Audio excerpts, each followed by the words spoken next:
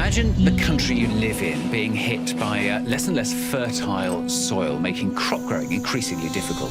Sandstorm conditions prevail in the Indian capital, and now there are fears of early desertification of the region. Desertification and erosion are both concerns. Soil is the habitat upon which zillions of lives thrive.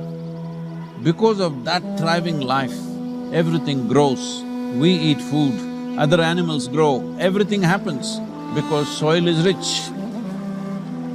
Once there is no richness in soil, then you have forsaken the planet in many ways. We talk of carbon, we talk of emissions, we talk of pollution at various levels. Before all that, we need to address the most important concern, because there is a misunderstanding in the world. There is a campaign to project civic issues as environmental issues. Right now, if plastic bags are floating around in New York City, this is not an ecological issue, this is a civic issue. If our rivers are polluted, this can be fixed. In 1 or 2 years, if you set up the necessary purification plants and enforce the law, these are civic issues which can be fixed with a little bit of law enforcement and awareness. But the real issue is soil. The United Nations agencies with enough scientific data, they're clearly saying that we have soil, agricultural soil, for another 80 to 100 crops on the planet. This is 45 to 60 years is what we have agricultural soil. We are calling this as soil extinction. You've heard of dinosaurs going extinct, you have heard of dodos going extinct, but this is soil extinction is what we are looking at. The real problem is soil extinction because in the last 30 years, 80% of the biomass insects have disappeared from the planet, 80%. This is a suicide, this is a real suicide. So in 45 years' time or 50 years' time, there will be serious food crisis on the planet, it's inevitable. When food crisis comes, well, whoever has the biggest guns will come and take the food. And the chaos and the suffering that we will create for populations around the world is unimaginable. Don't think only the poor people will die. They will kill the rich and rich will die. So this is not to paint a dark picture. This is a reality which has happened many times in our history, and once again it is being predicted by top scientists in the world. So what are we going to do?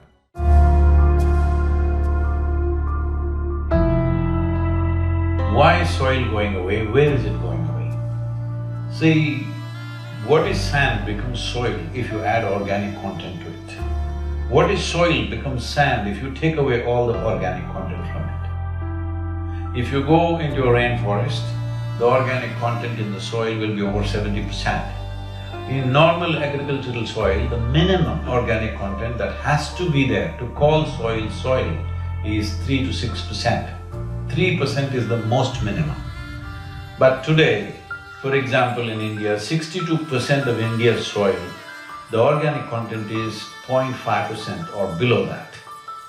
So literally we are on the verge of desertification. This is across the world, this is not in one country.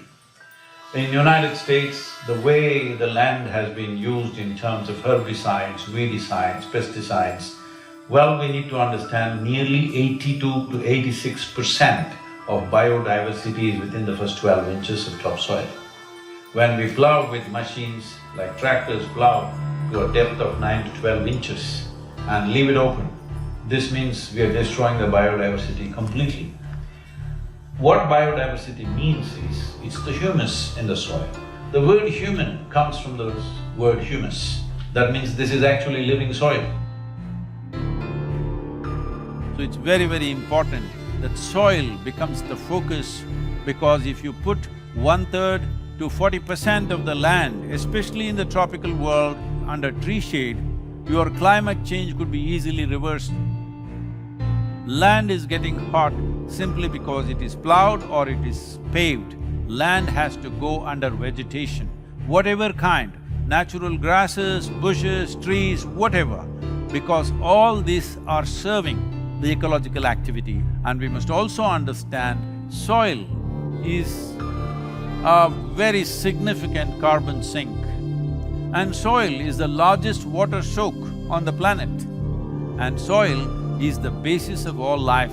This 36 to 39 inches of topsoil on average around the planet is the basis of 87% of life on this planet.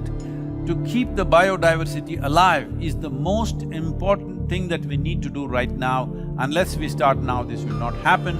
As a part of this, we are unfolding a movement called Conscious Planet to bring maximum number of people. Right now, it looks like climate change, ecology, all these are playground for the rich and elite.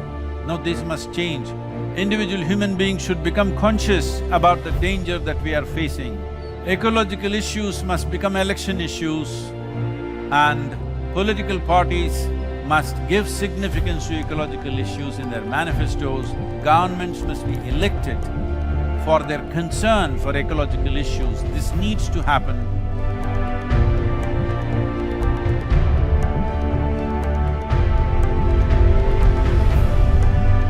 So we are seeing how to bring about a policy recommendation for 192 countries. The rally is starting on 21st of March, which is the equinox day in London.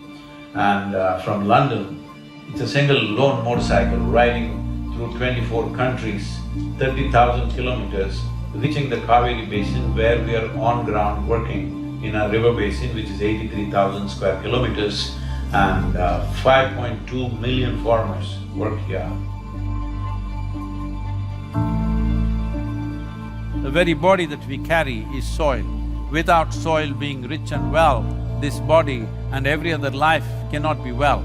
So in terms of ecology, in terms of climate change, the most important thing is that we need to have a conscious approach as to how we manage our soil, how we rejuvenate our soil, how we revitalize our soil. This conscious approach and creating a conscious planet is what is most important. Without involving large mass of people, this will not become a reality because we are democratic nations. Unless people say this is what they want, that is not going to happen. So let's create a conscious planet. Let us make it happen.